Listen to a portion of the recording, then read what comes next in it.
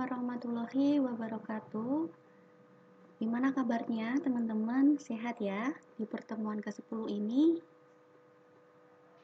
agenda kita pada pertemuan ke-10 ini, kita akan membahas mengenai perubahan yang fokus pada sumber daya manusia. Kemarin di pertemuan 9, Kak Lia sudah memberikan studi kasus ya, mengenai PT Garuda Indonesia, kemudian ada Citylink, ada Johnson & Johnson, nah beberapa perusahaan lainnya yang mana di pertemuan sebelumnya kita membahasnya adalah core business. Kemudian core business itu salah satu hal yang ada pada bahan atau teorinya Casali dan dipraktekkan, diimplementasikan di perusahaan Garuda pada tahun 1997. Nah, selanjutnya di pertemuan ke-10 ini kita akan mengenai sumber daya manusia karena memang salah satu bagian stakeholder yang terpenting adalah sumber daya manusia ya. Kita sepakat tentang hal itu karena kemarin kita tahu bahwa untuk menjalankan turnaround bisa berhasil, pemimpin harus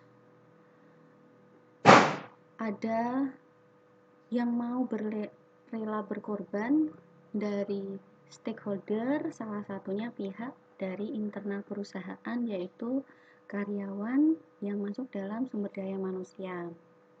Nah, di sini seorang pemimpin juga harus tahu nih kesiapan SDM-nya.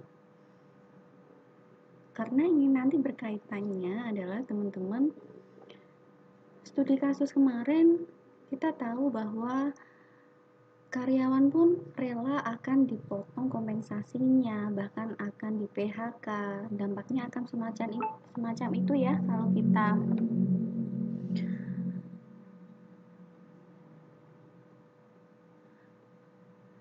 pakai itu ya. Nah, di situ memang kendalanya kalau SDM itu akan banyak faktor dari manusia sendiri dan keterampilannya. Nah, nanti kita ke depannya atau 1 jam ini nanti ngebahas mengenai tentang yang namanya kesiapan SDM ini. Nah, di sini teman-teman kita harus mengawali sebuah perubahan yang mana memang harus mempersiapkan semua SDM-nya untuk menerima perubahan. Karena manusia menjadi subjek dan objeknya perubahan serta mempunyai resistensi terhadap perubahan. Di sisi lain, seorang pemimpin harus mampu memberikan kesempatan lebih luas untuk berlangsungnya proses pemberdayaan karyawan, kemudian pemberdayaan SDM harus diarahkan pada terbentuknya SDM yang memiliki kemampuan untuk mengelola dan mengadakan perubahan. Nah, ini kalau kita ngomongin SDM, teman-teman ingat materi sebelum UTS ya, bahwa kalau namanya perubahan itu pasti berkaitan dengan ada sikap penolakan, kemudian ada sikap yang namanya dia sepakat. Nah, ini masuknya ke sifat resistensi. Nah, resistensi itu adalah sebuah sifat perilaku yang ditunjukkan terhadap sebuah perubahan. Nah, di sini penolakannya seperti apa? Nah, kita selama 1 jam ini kita ngomongin tentang SDM-nya ketika menghadapi sebuah perubahan. Nah, di sini yang namanya SDM kita harus tahu sebagai pemimpin eksekutif ataupun pemimpin perubahan, cara nih membentuk aset. SDM itu aset ya teman-teman. Jadi aset itu bukan hanya berupa material, tapi SDM yang ada di situ adalah aset yang harus teman-teman jaga. Nah, aset yang dimiliki ada 1000 orang, ada 500 orang karyawan, itu adalah aset semuanya. Yang mana memang harus kalian seleksi nih supaya menemukan bibit-bibit unggul menjadi SDM yang cerdas mendukung sebuah perubahan kalian mencapai target 100% ya. Karena perubahan itu memang harus ada targetnya. Kembali lagi nanti kita akan membahas yang namanya strategi di pertemuan berikutnya. Pemimpin perubahan harus tahu cara menjadi SDM yang cerdas itu seperti apa. Yang tentu orang cerdas memiliki kemampuan melebihi dari orang lain, kemudian memiliki daya penalaran yang tinggi, kemudian sifatnya kritis, dinamis, dan kreatif. Terdapat beberapa hal yang harus diperhatikan bila dalam organisasi terdapat orang yang cerdas adalah sebagai berikut: menghilangkan pemikiran yang salah, kekuatan pendorong yang salah, kemudian mengelola orang cerdas. Ini harus dilakukan sebagai tahap awal ketika memang permasalahan atau krisis manajemennya itu yang harus diperbaiki adalah di sisi SDM-nya. Kemarin ingat bahwa disampaikan bahwa Citylink ingin menargetkan penerbangan yang lebih eksekutif dari Garuda Indonesia, maka melakukan perubahan SDM-nya, karyawannya, mengganti karyawannya dengan karyawan yang lebih muda. Nah, itu salah satu trik cara nantinya akan terpakai nih kalau kita ngomongin perubahan itu terfokus pada memang SDM ini yang menghambat core bisnis perusahaan. Nah, di sini sumber daya manusia ini dengan pemikiran salah itu seperti apa? Nah, di sini kalau teman-teman menemukan situasi di tempat kerja yang mana itu ada hal-hal semacam ini, maka teman-teman ini harus dihindari nih, mengubah mindset orang tersebut, mau itu pimpinan, mau itu ketua tim, mau itu partner kerja, karena nanti akan menghambat karir, entah karir, kemudian entah hal apa saja. Jadi nanti suasana di lingkungan kerja tidak akan senyaman. Di sini mempersiapkan SDM agar mencapai tingkat kecerdasan tinggi, maka pemimpin harus menjalankan perubahan yang dengan cara yang tepat dan sesuai. Namun ada 5 cara pemimpin dalam berpikirnya yang keliru. Jadi entah itu diri sendiri atau pimpinan di sekitar kalian, ketua timnya. Nah, di sini kalau ada pemikiran semacam ini, hanya orang lain yang berubah, kemudian perubahan harus dipaksakan, kemudian ada terbaik adalah pada saat masa kritis, berarti krisis dulu, baru dia sadar. Kemudian ada perubahan untuk menutupi kinerja buruk. Uang adalah motivator paling efektif. Nah, jika di lingkungan SDM semacam ini yang harus dilakukan kalian sebagai orang yang cerdas, karena tadi slide sebelumnya kalian membahasnya adalah SDM yang cerdas, maka ini perlu dirubah nih, pola-pola seperti ini. Perubahannya seperti apa? Dijelaskan, digamblangkan mengenai adanya sebuah perubahan yang terjadi di perusahaan. Diinfokan bahwa perubahan ini tidak semata-mata harus disogok pakai uang, harus menerima penghargaan uang. Nah, di sini juga nanti tentu saja kinerja itu akan muncul, dapat dilihat ketika SDM ini bermasalah. Kenapa Kak Lia tampilkan seperti ini? Karena memang ini tidak menutup kemungkinan bahwa hal ini bisa terjadi di mana saja tempat teman-teman bekerja, mau itu pimpinan dan sebagainya, partner kerja sekalipun, ini bisa terjadi. Padahal perusahaan ketika kondisi pandemi, wah itu kan pasti teman-teman mengalami sekali ya. THR, waktunya THR tidak dibayarkan, kemudian mungkin upah bulanan mundur dan sebagainya. Nah, ini kan memang harus berpengaruhnya ke sini, teman-teman. SDM yang memang kurang cerdas. SDM dengan pemikiran cerdas itu memiliki 5 karakteristik.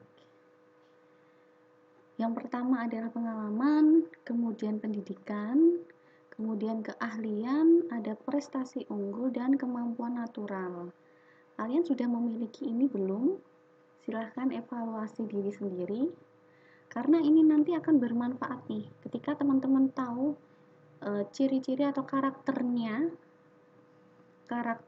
orang cerdas, mau dimanapun lingkungannya, di bagian produksi, mau dia pimpinan, mau dia di bagian mana saja, ketika memiliki ini pasti dia akan menjadi sorotan, bahkan dia akan diidolakan, dikedepankan, bahkan dikit-dikit, atau istilahnya kamu saja yang memimpin. Nah, ini adalah salah satu karakter orang cerdas nih, yang harus teman-teman pakai di dunia perusahaan, terutama ketika kita ada di titik yang namanya ditunjuk sebagai pemimpin perubahan. Nah, ini teman-teman harus punya kelimanya ini. Kemudian kalau ngomongin perubahan pada SDM, kita harus tahu menjadi SDM yang mampu mengelola orang cerdas itu seperti apa. Jadi kalau di sini tingkatannya sudah bukan sebagai untuk diri sendiri atau teman partner kerja, tapi di sini teman-teman sudah ditunjuk sebagai seorang pemimpin. Seorang pemimpin perubahan ya, karena menjadi SDM yang mampu mengelola orang cerdas. Artinya kalian sudah punya anak buah. Berarti kan harus mampu mengelola orang cerdas. Orang cerdas di sini adalah anak buah kalian, yang mana anak buah kalian atau karyawan kalian satu tim ini harus mampu kalian kelola menjadi karyawan yang cerdas, sehingga nanti kalian sebagai pemimpin perubahan kan pasti di sini ya, di atasnya ini mampu menemukan satu tim itu semuanya orang-orang cerdas. Nah, di sini cara mengelola situasi dari 5 sifat yang kurang baik ya. Ini kurang baik. Tadi sifat karakteristik orang cerdas. Sekarang kita masuk yang 5 orang kurang baik. Sifat kurang baik yang bisa menghambat sebuah perubahan. Nah, di sini apabila orang cerdas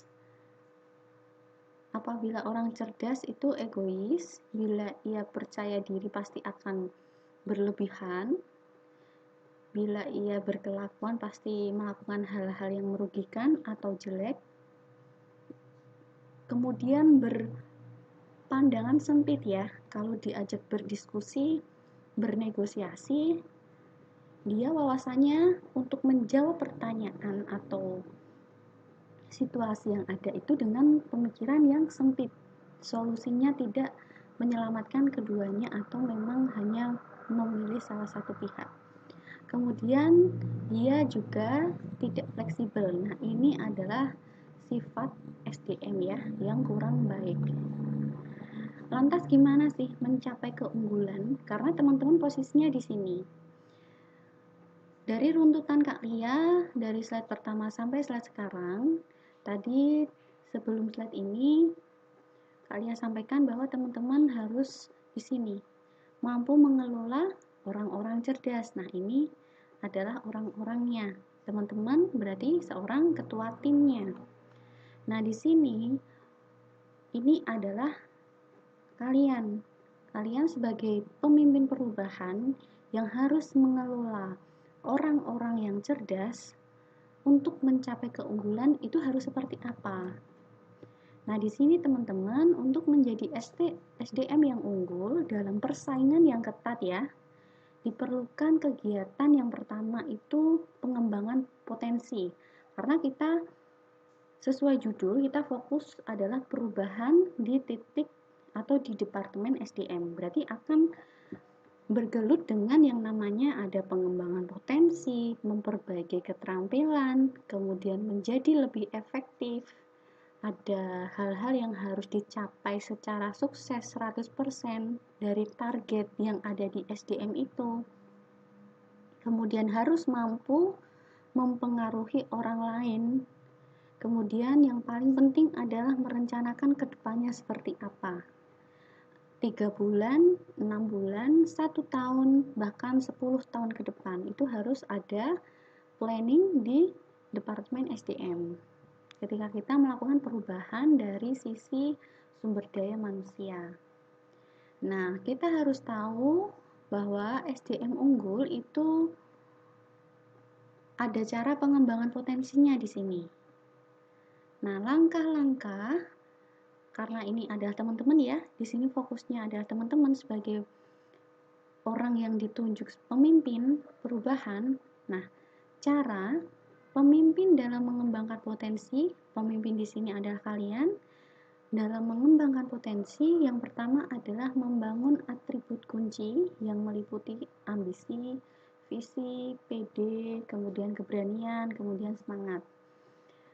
Kemudian membangun percaya diri dengan dilakukan pengalaman, pelatihan, pembelajaran, mau mengambil resiko, kemudian mau mengembangkan dorongan.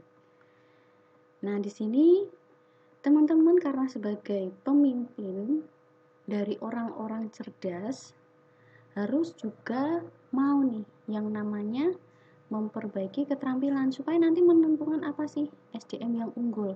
Tadi kan kalau kemarin ya ada core business ya, teman-teman ingat core business itu yang mendatangkan cash flow untuk perusahaan, sehingga hal apa yang harus diperbaiki di situ. Nah, kalau di sini permasalahan di SDM itu perubahannya kita harus menemukan SDM yang unggul dengan beberapa kriteria atau karakteristik. Nah, ketika kita tahu pemahaman atau konsep SDM unggul, nah nanti di situ teman-teman akan mudah menemukan SDM unggul yang cerdas, kategori cerdas, dan kategori yang kurang cerdas. Nah, di situ nanti outputnya di bab ini ya teman-teman, nanti akan membuat salah satu progres. Salah satu progresnya, program kerjanya adalah ini, memperbaiki keterampilan. Jadi arahnya, konsepnya begitu teman-teman. Kalau kita ngomongin perbaikannya adalah di SDM unggul atau di sumber daya manusia ya tepatnya. Nah, di sini kinerja seseorang harus senantiasa ditingkatkan dengan mengembangkan yang pertama pengetahuannya, keterampilan, selalu belajar mengembangkan diri, berpikir efektif, memperbaiki memori, memperbaiki kemampuan membaca, kemampuan menulis, dan kemampuan berbicara. Nah, ini sudah Kak ya sebutkan ya, pengembangan potensi dari membangun atribut, pasti berkaitan dengan visi misi, membangun percaya diri, mengambil resiko, mengembangkan dorongan. Ini perbaiki keterampilan, menjadi lebih efektif, itu artinya di situ harus ditanamkan beberapa teknik-teknik supaya kinerjanya itu efektif. Salah satu tekniknya adalah mendorong kreativitas, menggunakan waktu yang efisien, menjadi lebih produktif, kemampuan memilih prioritas, memahami manfaat dan biaya, mengurangi stres, kemudian mengukur progres. Nah, ini salah satu cara kita menemukan SDM yang unggul nih. Berikutnya, SDM yang unggul untuk mencapai kunci sukses. Nah, di sini untuk mencapai kunci sukses, mengukur kembali tujuan, adanya mentor, kemudian melakukan kontak dan berperan sebagai pemimpin. Bisa memimpin ditunjuk hari ini siapa, mingguan atau bulanan. Nah, itu salah satu kita melatih orang-orang cerdas di bawah kalian tadi ya, orang-orang cerdas untuk berperan sebagai pemimpin harian ataupun mingguan, bulanan. Nah, itu kembali lagi kebijakan. Mempengaruhi orang lain agar menerima sudut pandang, gagasan, dan rencana adalah aksi yang sangat penting untuk mencapai sukses. Ya, kalau memang teman-teman sudah memiliki karakteristik pemimpin perubahan yang sudah siap nih ya, 5 tadi ya. Kemudian ada permasalahan di perusahaan yang memang harus difokuskan, krisisnya itu konfliknya di SDM, di Departemen SDM. Mau tidak mau teman-teman harus mampu mempengaruhi orang banyak. Ya, karena ini sangat penting. Dengan kalian mampu nih mempunyai kekuatan mempengaruhi orang lain, punya kekuatan itu, atau karisma kalian itu luar biasa di perusahaan, atau kalian juga sangat populer di karyawan kalian, menjadi seperti selebgram, tapi ini seleb di perusahaan ya, artis di perusahaan, karena selain karisma dan sebagainya. Nah, itu nanti akan berfungsinya, teman-teman, berguna ketika kalian melakukan negosiasi. Dengan negosiasi, maka kalian punya gagasan, hasil optimal yang diinginkan, kemudian hasil yang diharapkan itu bisa diterima oleh banyak orang. Nah, itulah kenapa kita ketika ada di lingkungan kampus, dunia kerja, mau di mana saja, kalian harus mampu mempengaruhi orang lain nih dengan karisma kalian ya. Sebelum mampu mengaruhi orang lain, karismanya harus tetap ke arah yang SDM yang unggul ini. SDM unggul tentu saja harus merencanakan ke depannya, karena pemikiran dengan perencanaan adalah hasil yang diharapkan untuk tercapainya di masa depan. Kemudian, setelah teman-teman paham tentang permasalahan yang ada di SDM, kemudian tuntutan kalian ditunjuk sebagai pemimpin perubahan harus menemukan SDM yang unggul, cerdas, kemudian mana yang tidak berpotensi, maka keterlibatan dan pemberdayaan karyawan seperti apa sih? Nah, di sini. Jadi, penjelasan dulu, perlibatan karyawan adalah suatu proses untuk mengikut sertakan pada suatu tindakan organisasi dalam pembuatan keputusan dan pemecahan masalah nih. Secara signifikan, di mana karyawan ini harus diperhatikan, dipertimbangkan, dan menindaklanjuti beberapa masukan karyawan melalui pelatihan, kemudian dan pemberdayaan karyawan adalah perubahan pada falsafah manajemen dengan pendekatan partisipatif.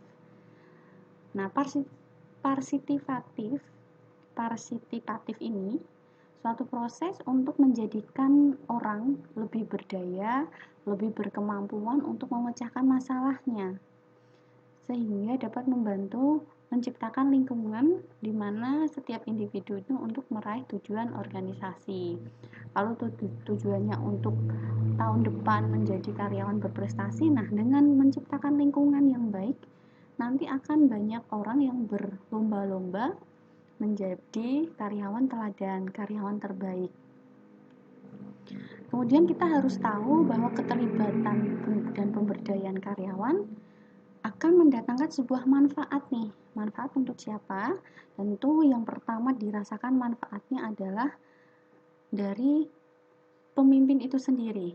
Pemimpin kan mengemban yang namanya perubahan. Perubahan itu akan banyak sekali tanggung jawab yang dipikulnya. Nah, di sini ketika perlibatan dan pemberdayaan karyawan ini berjalan dengan baik, nah nanti akan menghasilkan beberapa manfaat. Baru nanti akan dirasakan dari pimpinan terlebih dahulu, nanti masuk ke progres-progres yang sudah dibuat. Nah, nanti akan masuk mengembang lagi. Oh, ternyata yang tadinya sudah 80% error di Departemen SDM, banyak keeroran, permasalahan. Nah, nanti akan berangsur berkurang nih persentasinya. Pentingnya perlibatan karyawan dan pemberdayaannya, ya, di sini karya singkat PPK diperlukan untuk dua hal. Lingkungan eksternal telah berubah yang penuh ketidakpastian, kemudian kompleksitas permasalahan yang ada, perubahan yang tidak diduga, yang tiba-tiba. Kemudian orang sudah berubah di mana SDM menjadi intelektual kapital bagi organisasi dan faktor dominan dalam mencapai keberhasilan. Nah, ini dua faktor ini memang harus teman-teman ketahui. Kenapa kita harus melibatkan dan memberdayakan karyawan? Ternyata internal dan eksternal ini berpengaruh semua nih.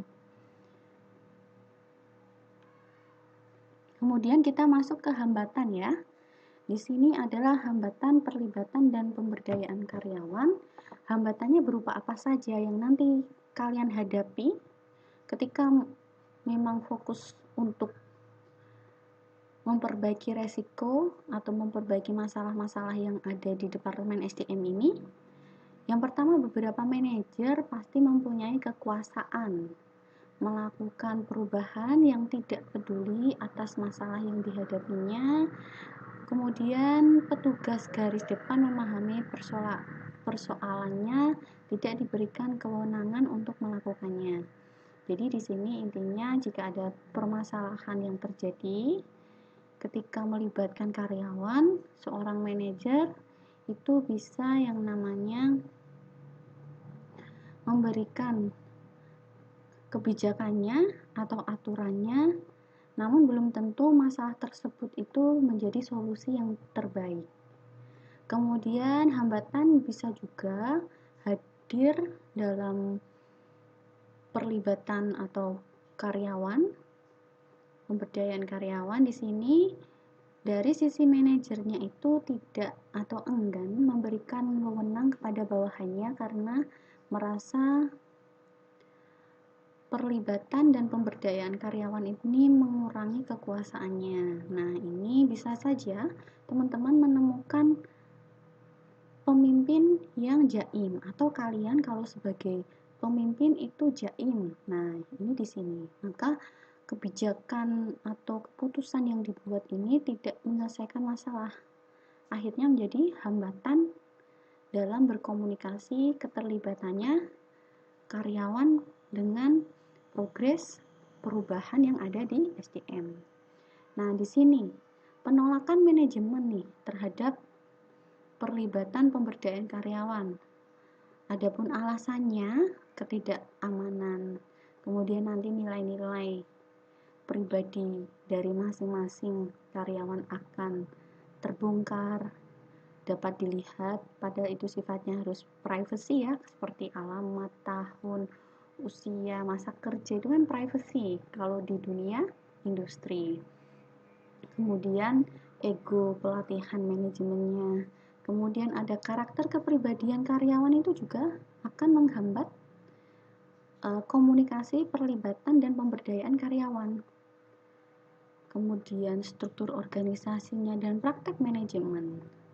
Nah, di sini teman-teman mengubah pola pikir itu harus dilakukan ketika memang permasalahan fokus pada materi hari ini adalah SDM-nya.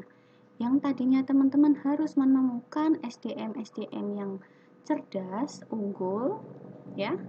Ini salah satunya kalian harus melakukan trik dengan cara mengubah pola pikirnya. Sebagai solusi di sini salah satunya. Mengubah pola pikir bawahan kalian, satu tim kalian, ini sangat diperlukan. Seperti halnya ya, kalian flashbackkan lagi supaya ada keterkaitannya. Garuda Indonesia dia melakukan membuang aset atau mengembalikan aset-aset kepada pemasoknya. Nah, kalau SDM bukan mengembalikan asetnya, tapi hal yang dilakukannya adalah mengubah pola pikirnya, teman-teman. Prakteknya begitu. Jadi, kalau perusahaan Garuda Indonesia kemarin dia mengembalikan beberapa aset-asetnya kepada pemasok, menutup rute-rute penerbangan yang tidak mendatangkan keuntungan. Kalau di sini, ketika teman-teman menjadi pemimpin, sudah menemukan SDM yang unggul, mana yang tidak. Hal yang dilakukan untuk bersaing antara kelima orang ini apa supaya mereka mau bersaing. Ini katakanlah 3 orang ini cerdas, yang sini kurang cerdas, maka teman-teman harus melakukan proses perubahan pola pikir, mengubah pola pikir. Nah, begitu teman-teman, mengubah pola pikir erat kaitannya dengan mindset. Nah, di sini mindset adalah keadaan pikiran yang mempengaruhi cara seorang berpikir, merasa, dan bertindak dalam setiap situasinya. Nah, mindset merupakan paradigma mental yang dipengaruhi oleh 5 komponen. Yang pertama ada blind spot, asumsi, puas dengan dirinya sendiri, kebiasaan, dan sikap. Nah, penjelasannya untuk pola pikir yang arahnya ke blind spot ini, kondisinya di mana seseorang ini tidak dapat melihat dengan jelas mengenai perlunya sebuah perubahan. Berarti ini masuk ke penolakan ya, sifat penolakan. Kemudian blind spot mencegah orang yang melihat kelemahan dan kompetensinya. Nah, ini salah satu blind spot ini karakter yang nanti masuk ke arah resistensi. Teman-teman ingat, resistensi itu kan adalah sebuah perilaku yang ditunjukkan karyawan ataupun orang dalam melakukan sebuah penolakan. Nah, nanti blind spot ini, pola pikir seperti ini nanti dia akan menjadi salah satu resistensi yang tentunya menghambat sebuah perubahan. Kemudian ini teman-teman bisa baca ya, blind spot terdiri dari 2 macam. Karena memang di sini ada yang natural, ada yang tidak. Jadi intinya contoh dari blind spot ini, seseorang ini mengabaikan sinyal. Kalau mengabaikan sinyal informasi-informasi yang dicantumkan, kalau sekarang mulai digital, broadcast, dan sebagainya, papan pengumuman, kemudian kalau setiap pagi di perusahaan kan ada ya, berdoa bersama, sebelum bekerja, briefing, dan sebagainya istilahnya, dia orang yang mengabaikan sinyal itu dan terus menentang apa yang disarankan karena ia bersifatnya arogan. Nah, ini sifat arogan ini kan bentuk dari karakternya pola pikir blind spot ini. Kalau dia sudah berpola pikir blind spot, kemudian diwujudkan dengan sifat arogan, nah itu nanti arahnya tampilannya adalah resistensi, teman-teman. Jadi kalau kita ngomongin resistensi yang sifatnya negatif ya, kembali lagi di pertemuan awal, negatif nanti ada sifat-sifat arogan semacam ini. Jadi teman-teman, ini memang berkaitan dengan materi sebelum kita UTS. Ya, memang Kak Lia kaitkan memang karena ini berurutan. Kemudian mengolah pikir itu berdasarkan asumsi. Suatu pandangan, penjelasan asumsi ya, suatu pandangan atau anggapan yang dilihat dari suatu kebenaran tetapi belum dibuktikan. Asumsi dibuat berdasarkan analisis formal, sebagian berdasarkan pandangan kelompok ataupun pandangan pemimpin nih. Walaupun analisis dibuat oleh analisis profesional, namun tetap dapat salah ya, karena lingkungan sudah berubah, kemudian apa yang terbukti valid di masa lalu belum tentu valid di saat ini ataupun besok. Kemudian mengubah pola pikir yang mana dia merasa puas dengan dirinya sendiri. Maksudnya puas dengan dirinya sendiri, dia memiliki perasaan yang aman yang dimiliki seorang pada prestasinya di zona nyaman, maka dia pasti akan berpuas diri. Akibat ini nanti akan mengecilkan prestasinya orang lain. Dia akan semena-mena meremehkan orang lain ya, karena dia memiliki puas diri ini. Kemudian ini yang terpenting nih, mengubah pola pikir dari kebiasaan.